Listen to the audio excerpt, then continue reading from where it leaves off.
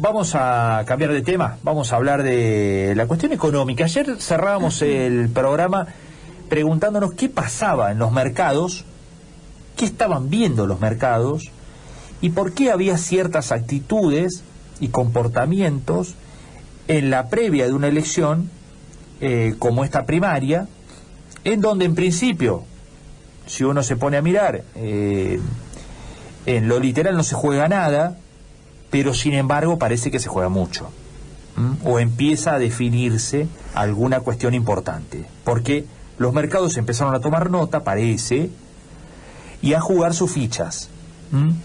Y después, en la Argentina, como de costumbre, en la semana previa a las elecciones, desde hace mucho tiempo, aumenta la demanda de dólares. Claro.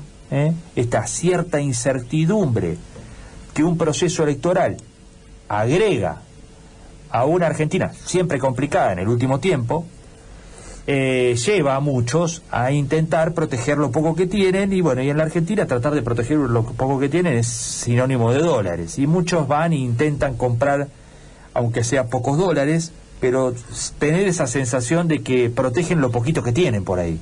Bueno, y eso también empezó a jugar esta semana, y de hecho hemos visto cómo el blue ha reaccionado. Sí, pero además, récord.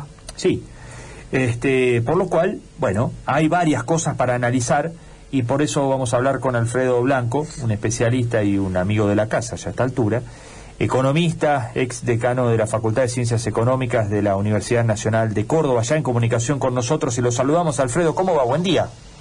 ¿Qué tal? Buenos días, ¿cómo están ustedes? Bien, muchas gracias por atendernos.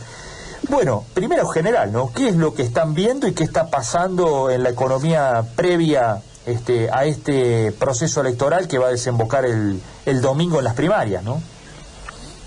Bueno, yo creo que lo que ocurre con el dólar es lo que explicabas, Gonzalo, que la incertidumbre, los temores hace que algunos recurran incluso a pagar un valor por el dólar que, si uno mira los datos objetivos, los números, parece estar muy elevado, ¿no es cierto? De todos modos, bueno, en octubre del año pasado llegó a 195. Claro. Es un mercado relativamente reducido, el del marginal, y que es muy sensible a los cambios de humor que hay allí.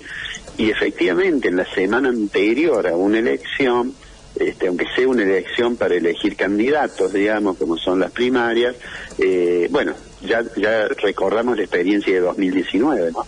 Claro. Cuando después de aquellas elecciones primarias que perdía el gobierno de ese entonces, el oficialismo, bueno, generó una situación realmente muy complicada para la economía. Bueno, en la actualidad, por un lado está eso, la desconfianza, la incertidumbre, y por otro lado, si uno mira un poquito más a largo plazo, bueno, los agentes perciben de que hay una situación una situación muy complicada con la inflación. La inflación, yo siempre digo, es el reflejo de otros desequilibrios que tiene la economía, y bueno, el gobierno por ahora, su estrategia es tratar de llegar a las elecciones. Tuvo una buena ayuda desde el punto de vista del sector externo con la distribución de derechos especiales de giro, que para Argentina significaron que el Fondo Monetario Internacional le diera 4.300 millones de dólares. Eso le permite atender las obligaciones, creo, sin dificultades hasta diciembre. Pero de todos modos, bueno, el central, para tratar de tranquilizar la economía, como dice Martín Guzmán, bueno, ya lleva vendido más de 800 millones de dólares. Claro. Con lo cual ha usado, bueno, una parte de lo que había acumulado como consecuencia del excelente performance que tuvo las exportaciones, sobre todo el sector del complejo sojero. Entonces, bueno, hay mucho interrogante hacia el futuro. Si uno mira, por ejemplo, cuáles son las expectativas de inflación en el relevamiento de expectativas de mercado del Banco Central, bueno, se encuentra con que el número que se espera para 2021 está más cerca de 50 que de 40.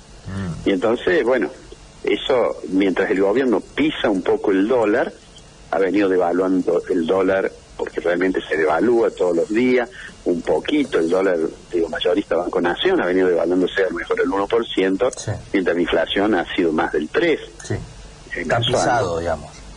Entonces eso, bueno, va generando la sensación que si tengo tarifas pisadas, que si tengo precios regulados, que si tengo tipo de cambio controlado, si tengo mucha restricción al acceso a la moneda extranjera, bueno, eso va generando la sensación que en algún momento ese programa de tranquilizar la economía, yo en broma he dicho el programa Lexotanil, viene en un momento determinado, viene el síndrome del día después, es decir, hay un momento en que se mira el escenario y dice, bueno, está bien, tenemos que ajustar esta estructura de precios relativos, y eso en Argentina ha ocurrido muchas veces y muchas veces ha tenido, digamos, desenlaces realmente muy traumáticos. Sí, claro, bueno, y se han intentado corregir de manera, hasta si se quiere, violenta, por ejemplo, en el gobierno anterior, ¿no? Por ejemplo, tarifas.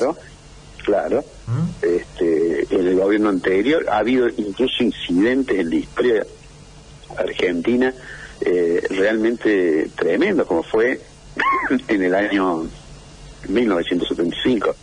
Claro. Todos recordamos el nombre del ministro. De Rodrigazo, claro. Claro. Sí.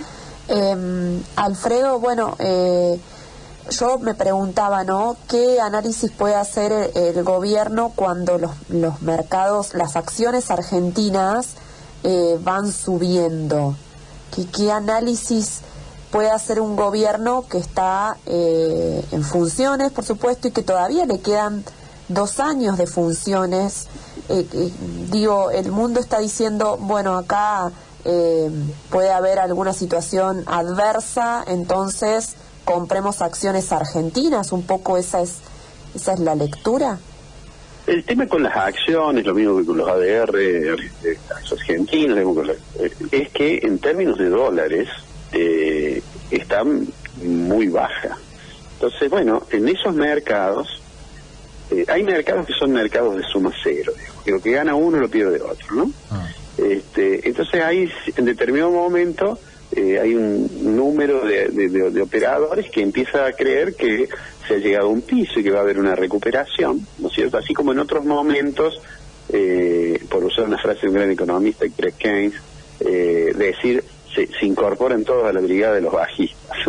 Entonces, eso lo que ocurrió en las últimas semanas, digamos, más allá de algunas variaciones diarias, ha sido que hubo una especie de recuperación importante sobre la base de que las acciones estaban muy baratas. Claro. Históricamente muy baratas. Cuando uno mira ciertos indicadores, por ejemplo, la Herbal, etcétera, ve que estaba bajo, y entonces hay quienes dicen, bueno, voy a tomar un riesgo porque pienso que más bajo que esto no va a estar, que a lo mejor después del resultado electoral mejora la expectativa sobre los negocios, y bueno, y entran en ese mercado, ¿cierto?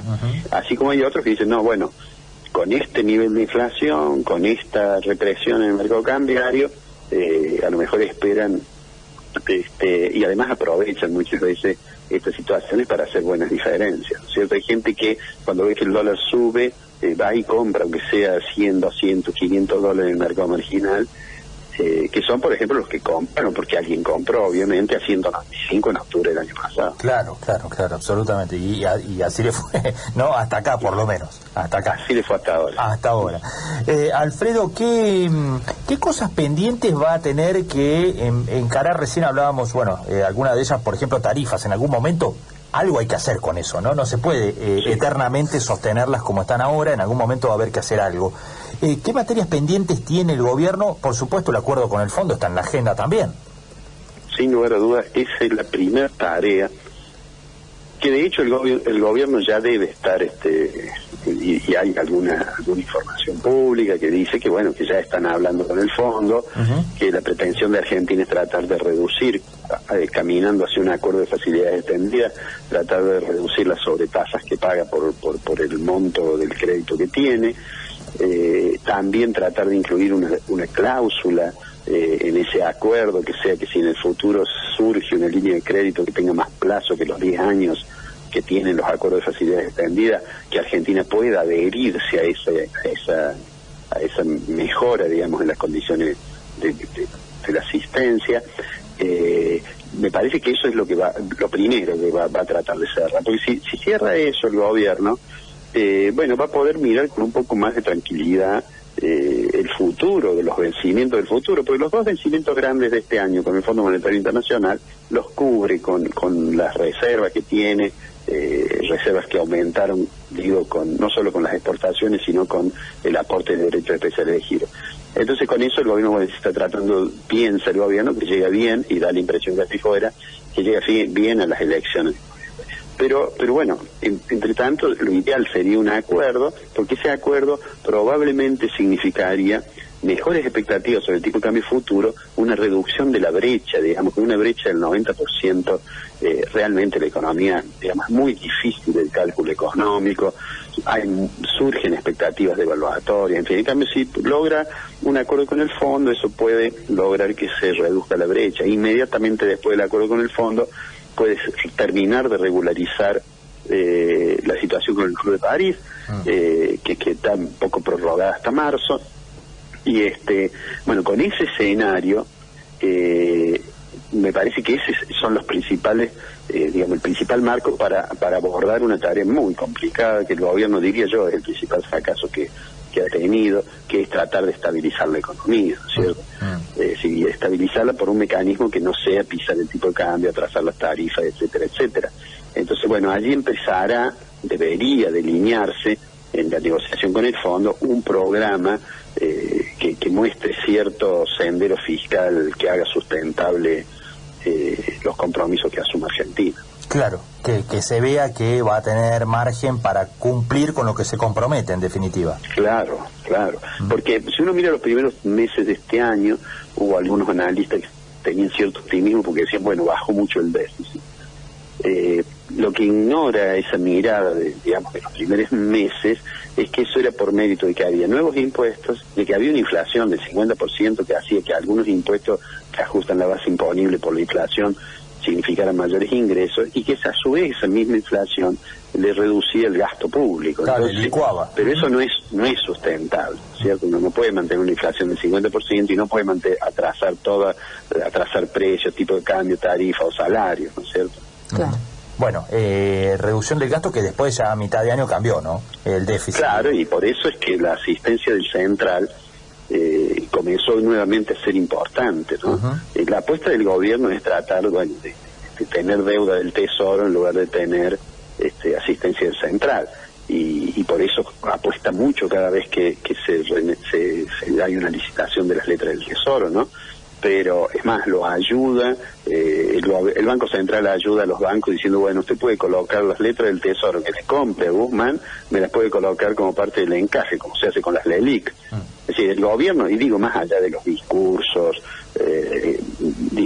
antifondo, anti-sistema financiero, etcétera, etcétera, ha dado muestras de tratar de ajustar, aunque esa palabra al gobierno obviamente no le gusta, por su discurso político, digamos, sí, claro. y a su vez ha tratado de que el sistema financiero haga buenos negocios. De hecho, hoy en la Argentina la mayoría del crédito de los bancos está puesto en el Estado, es decir, en LELIC, con letras, está puesto allí. Es decir, el negocio de un banco es recibir dinero en el mostrador, darse vuelta y colocárselo al Central o al Tesoro. Eso digamos, no es muy normal en una economía, porque en realidad el sistema financiero debería, digamos, la expansión de crédito debería ir al sector privado para aumentar los niveles de producción. Claro. Último, Alfredo, ¿hay algún indicio para pensar de que el proceso inflacionario puede ir tendiendo a la baja? Yo creo que, bueno, este martes vamos a tener el índice de precio del consumidor.